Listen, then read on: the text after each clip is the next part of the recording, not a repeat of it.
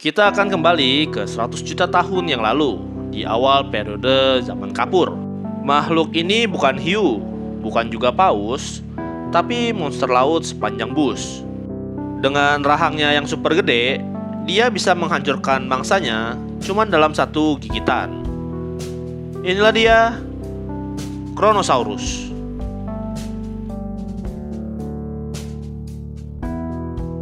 Pertama kali kita akan kenalan dulu secara resmi dengan hewan ini.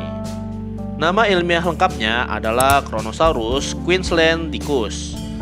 Dia termasuk dalam keluarga Plesiosauridae, yaitu kelompok reptil laut besar yang masih satu ordo dengan Plesiosaurus, yaitu Plesiosauria.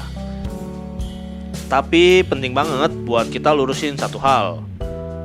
Kronosaurus itu bukan dinosaurus. Yes, banyak yang salah kaprah. Dia adalah reptil laut, hidup sepenuhnya di lautan. Dinosaurus itu hidupnya di darat. Jadi, walaupun sering disatukan dalam konten hewan purba, secara ilmiah mereka beda kelompok.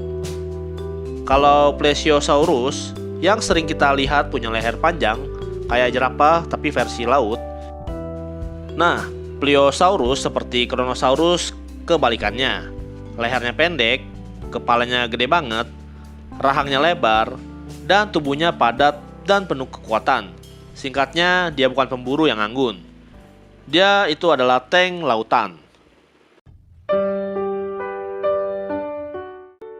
Fosil pertama Kronosaurus ditemukan di Australia, tepatnya di Queensland, sekitar tahun 1899. Makanya ada embel-embel Queenslandicus di belakang namanya. Awalnya yang ditemukan cuma sebagian rahang, dan waktu itu para ilmuwan masih bingung ini makhluk apa sebenarnya. Kalian bayangin aja, mereka nemuin potongan rahang dengan gigi segede pisang. Baru pada awal abad ke-20, fosil yang lebih lengkap ditemukan. Tapi ada satu cerita unik dan agak kontroversial. Di tahun 1930-an, Museum Harvard melakukan ekspedisi ke Australia untuk menggali fosil Kronosaurus yang lebih lengkap. Mereka berhasil menemukan spesimen besar, lalu membawanya ke Amerika untuk direkonstruksi. Masalahnya, saat dirakit, bagian tubuhnya ditambah vertebra tambahan supaya kelihatan lebih panjang. Hasilnya, model Kronosaurus jadi terlihat sepanjang hampir 12 meter. Belakangan ilmuwan baru sadar bahwa tubuh aslinya kemungkinan hanya sekitar 9-10 meter. Tetap gede, tapi ada sedikit dramatis ilmiah di awal rekonstruksinya.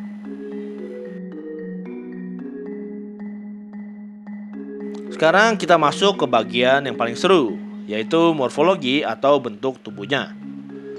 Bayangin, Kronosaurus punya tubuh seperti torpedo besar, 4 sirip kuat kayak dayung, kepala raksasa, dan rahang penuh gigi tajam berbentuk kerucut. Panjang tubuhnya sekitar 9-10 meter.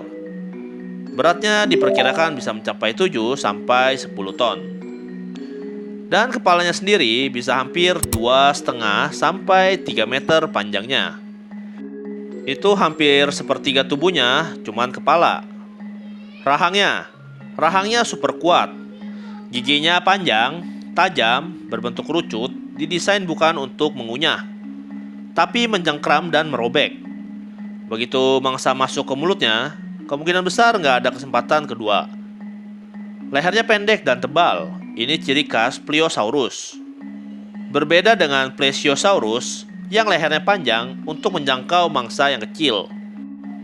Kronosaurus dirancang buat kekuatan, bukan kelincahan leher. Siripnya ada 4, besar, dan berotot. Dia berenang dengan gaya seperti terbang di dalam air.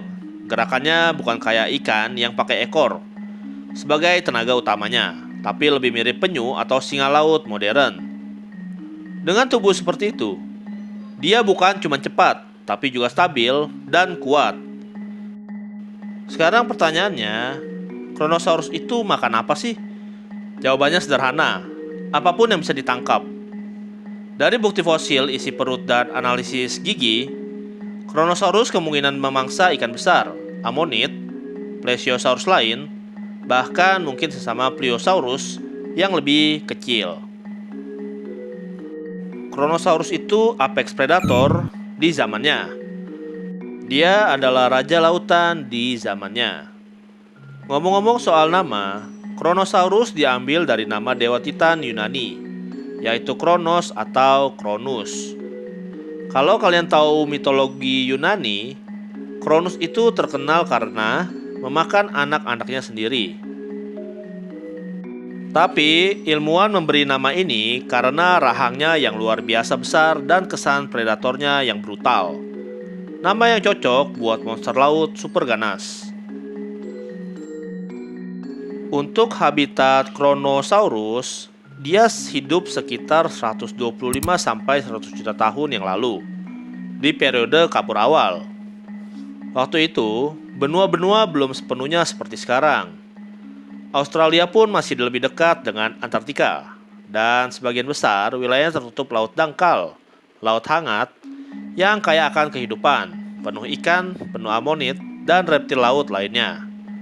Lingkungan seperti ini ideal banget buat predator besar seperti Kronosaurus. Dan menariknya, selain di Australia, fosil yang diduga Kronosaurus juga ditemukan di Kolombia, Amerika Selatan. Artinya, penyebaran makhluk ini cukup luas. Ini menunjukkan bahwa lautan zaman itu terhubung dan kemungkinan predator besar menjelajah jauh. Nggak tahu, tanya yang mau tanya saya. Banyak orang juga bertanya-tanya, kenapa Kronosaurus bisa punah, padahal dia sangat kuat? Jawabannya simpel. Kronosaurus punah sekitar 100 juta tahun yang lalu, sebelum kepunahan massal dinosaurus 66 juta tahun lalu. Artinya, dia sudah hilang jauh sebelum asteroid Chicxulub yang menghantam bumi.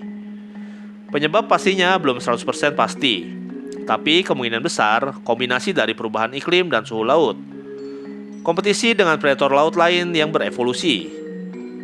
Ekosistem laut itu sensitif. Kalau rantai makanan terganggu, predator puncak biasanya yang paling dulu terdampak. Dan mungkin seiring waktu, kelompok Pliosaurus kalah bersaing dengan predator laut baru seperti Mosasaurus yang muncul kemudian hari.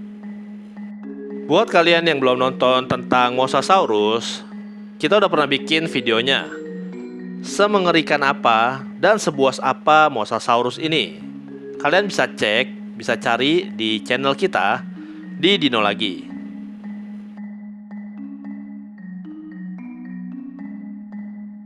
Dan itulah dia kisah Kronosaurus.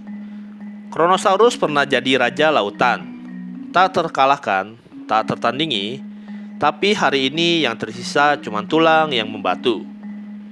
Itu ingetin kita satu hal penting, di alam gak ada yang benar-benar abadi. Bahkan monster laut 10 meter pun bisa hilang di telan waktu. Dan justru karena itu, mempelajari makhluk seperti Kronosaurus itu penting banget. Bukan cuma buat tahu, wah serem banget, tapi buat ngerti bagaimana ekosistem bekerja, bagaimana predator berevolusi, dan bagaimana perubahan lingkungan bisa menghapus spesies raksasa. Karena kalau perubahan iklim bisa menghilangkan predator laut purba jutaan tahun lalu, kita juga harus sadar dampaknya di zaman modern.